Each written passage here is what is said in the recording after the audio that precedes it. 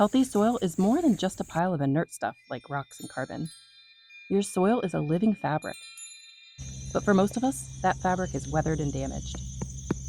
And this is hard on our plants. But if you've ever dug into your mulch and seen a white web forming in there, that's your living soil quite literally working to stitch itself back together again. And to help her, we can leave more of this dead stuff.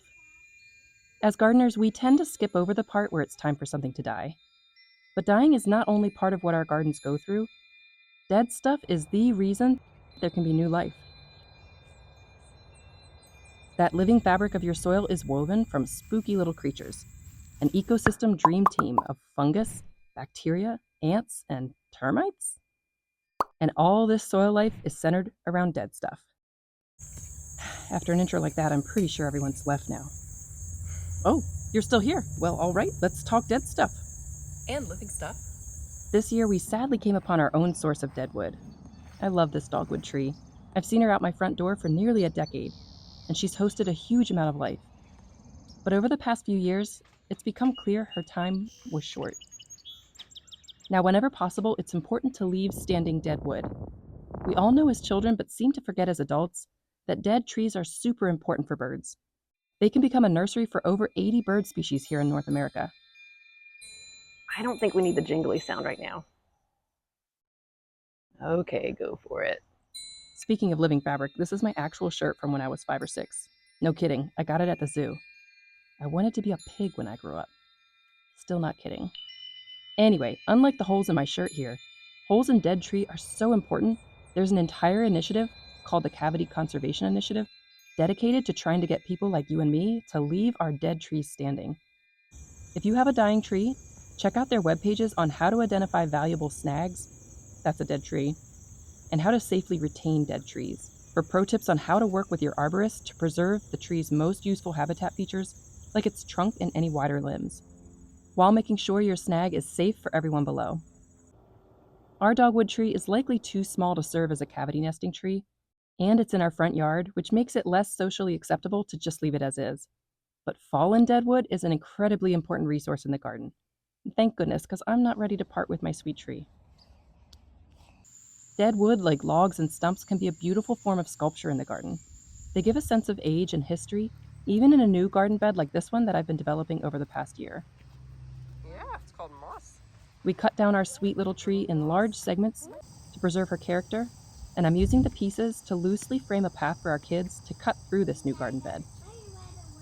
Leaving dead wood like this to gather moss or lichen can add some mystery, whimsy, and a sense of story and place. And it isn't just sculptural. Deadwood stores excess moisture, even through long droughts, holding up to 25 times the moisture of the soil around it. That can be a real boon for your soil and ecosystem health, especially in increasingly stressful climate conditions.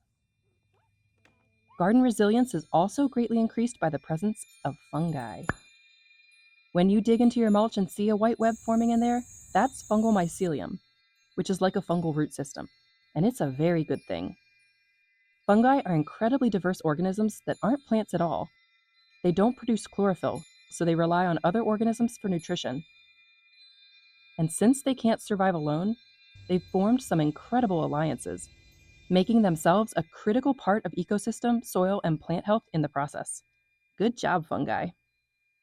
Special fungi called mycorrhizal fungi are essential to soil and plant health.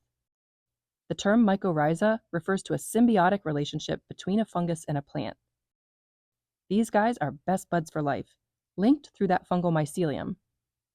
These mycorrhizal fungi are so important that some plants like orchids cannot survive or even germinate without their specific fungal buddies. So where do mycorrhizal fungi come from?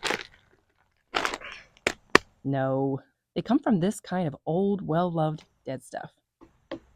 Dead wood is a major source of mycorrhizal fungi, which is awesome news for your plants.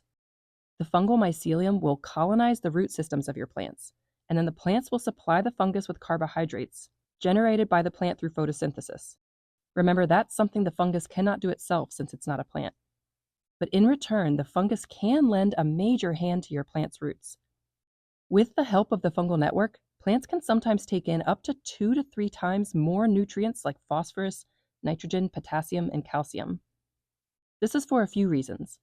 For one, the mycelium can cover a very large volume within your soil, much larger than your plant's limited root system. And so naturally, it has a higher capacity to absorb water and mineral nutrients. And the fungus shares whatever it collects with their plant buddies, because they're best buds for life. Secondly, the mycelium's hyphae, which is like their root fibers, can secrete digestive enzymes onto dead organic materials that plants can't access, like dead leaves or wood. They can break it down into smaller parts that again feed not only the fungi, but also their plant buds and many other organisms. This process of decomposing organic matter is critical if you want healthy soil in your garden. And thirdly, some useful nutrients like phosphate ions or iron are tightly bound to soil particles and are in forms that plant roots can't absorb. So how do plants access these kind of nutrients? No, wait, is that just a multivitamin? Turns out the fungal mycelium can access these nutrients and convert them into soluble forms that the plants can absorb. Neat trick, fungi. And mycelium adds structure to your soil, which helps it to retain all this yummy stuff instead of just letting it wash away. These fungi are like the original community organizers, getting all the neighborhood roots connected together to share resources, recipes for jam, defense signals, and even allelochemicals that can influence the survival of neighboring organisms. For anyone still listening, and I know that's just one person who fell asleep, I wanted to take a moment to thank you for the support you've shown for this little channel. It strikes me that this YouTube community is kind of like fungal mycelium, sharing resources and support, connecting us even when we're spread far and away, and some of you even comment on videos just to try to give them a boost in the YouTube algorithm. That's such a mycelium thing to do. It's not always easy to find a positive community, so I wanted to celebrate and was inspired to make these shirts. They say, "We're a fungal community." Get it? Like we put the fun in fungal? So if you're like me and your favorite shirt is 35 years old, these and a few other designs are available from my newly launched store. And if you want to support for free, watching, liking, subscribing are always a massive help. Thank you truly for all of your kind support. Okay, where were we? Oh yes, fungus. Drought tolerance in the garden is becoming increasingly important, and there's a wealth of research showing mycorrhizal fungi improve the drought tolerance of plants. Plants and mycorrhizal relationships are shown to react to drought later than they would without their mycorrhizal partners. Our fancy fungi have formed a second alliance with algae to form lichen. The same as with plants, the algal partner in lichen does all the photosynthesizing for the team. And in return, the fungus protects the water-loving algae, allowing it to live all over the world in lots of different climates, even in hot, dry conditions.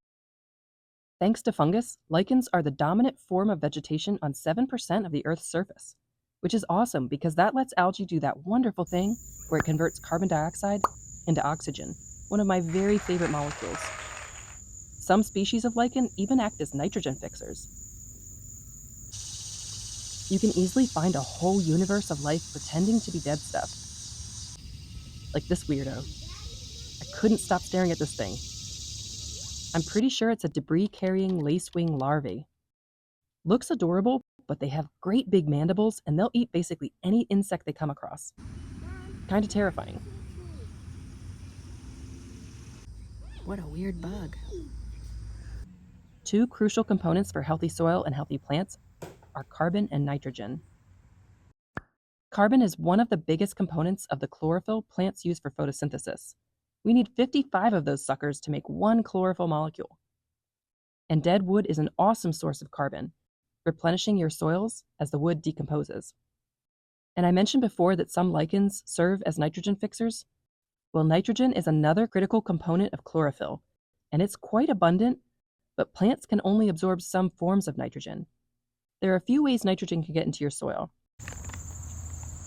Okay, I mean, yes, but that's not what I'm talking about. I'm talking about nitrogen fixers.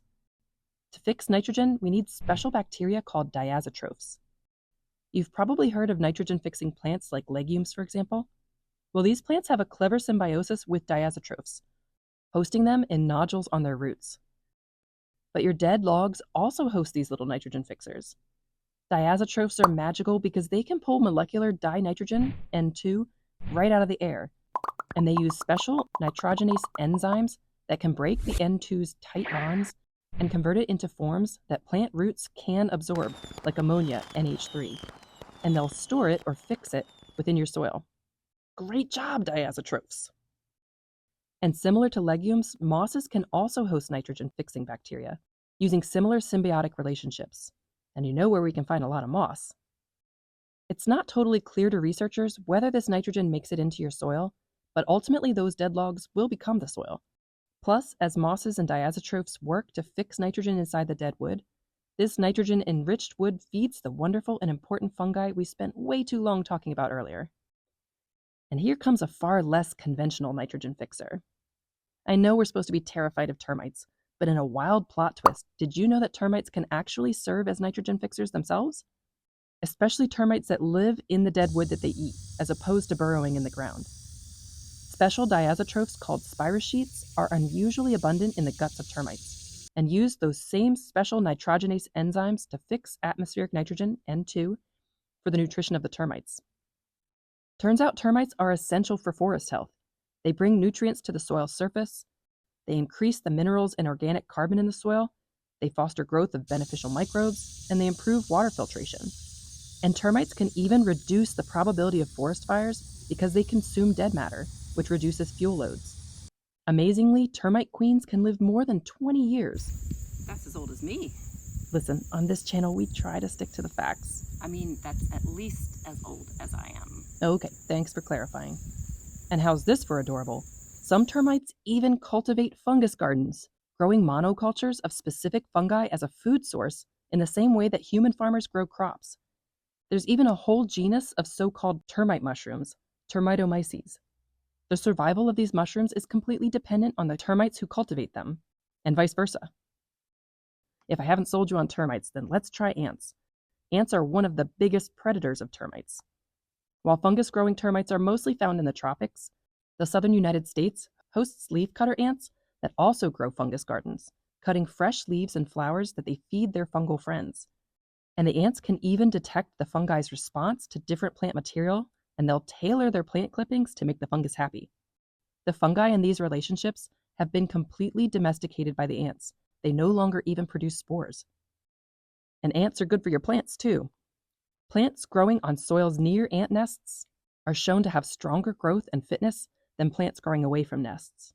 Plant root growth was especially high in areas where ants dump their refuse. Ants will turn and aerate your soil, and they'll even distribute those wonderful tiny fungal spores we want more of. While ants and termites might be good for your soil health, we don't want them nesting in our rafters, so place any dead wood at least 5 to 20 feet from your home or any other structures, and even further if you live in an area with a higher risk of fire. North American termite species only eat dead wood, so you should not find any termites in your live trees unless part of your tree has already died. One exception to this, though, is the Formosan termite, a Chinese species of subterranean termite that's been introduced to other continents, including North America. These termites can eat live wood, so they could infect otherwise healthy trees. And they can cause a vast amount of damage in a very short time.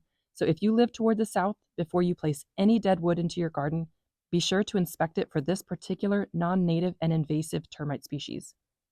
For the best chance of supporting fungal communities in your dead wood, put your logs in a shade garden.